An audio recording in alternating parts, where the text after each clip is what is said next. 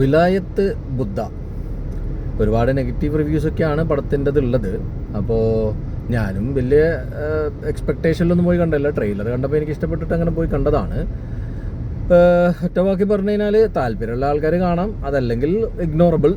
പിന്നെ ഇത് OTT watchable ആണോ എന്ന് ചോദിച്ചു കഴിഞ്ഞാൽ എനിക്ക് തോന്നുന്നു, എന്നെ സംബന്ധിച്ചിടത്തോളം ഇത് തിയേറ്ററിൽ എക്സ്പീരിയൻസിൻ്റെ ഒരു സംഭവമാണ്. OTT എക്സ്പീരിയൻസ് ചെയ്യാൻ പറ്റുന്ന കഥയൊന്നല്ല ഇതിനകത്തുള്ളത്. പിന്നെ ഇതിനകത്ത് എടുത്തു പറയാനുള്ളത് ഷമ്മി തിലകൻ. പുള്ളിയുടെ പെർഫോമൻസ് കിഡിലനാണ്. തിലകൻ്റെ ഒരു ഫീലൊക്കെ കിട്ടിയിട്ടുണ്ട്.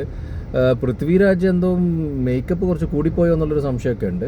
പിന്നെ പടത്തിൻ്റെ ലെങ്ത്ത് എന്ന് പറഞ്ഞു കഴിഞ്ഞാൽ ഒരു രക്ഷയില്ല, നീട്ടി വലിച്ചങ്ങ് കൊണ്ടുപോകുന്നുണ്ട്. ഒരു 3 മണിക്കൂറൊക്കെ അത് അൺസൈക്കബിളാണ്. അതൊരു 2 മണിക്കൂറൊക്കെ ഒതുക്കിയിരുന്നെങ്കിൽ ചിലപ്പോൾ പടം വിജയിക്കട്ടായിരുന്നു. എന്നെ സംബന്ധിച്ചിടത്തോളം ഞാൻ ഈ ആക്ഷൻ പടങ്ങളൊക്കെ കുറച്ച് താല്പര്യമുള്ളത് കൊണ്ട് I enjoy to an extent, that's it.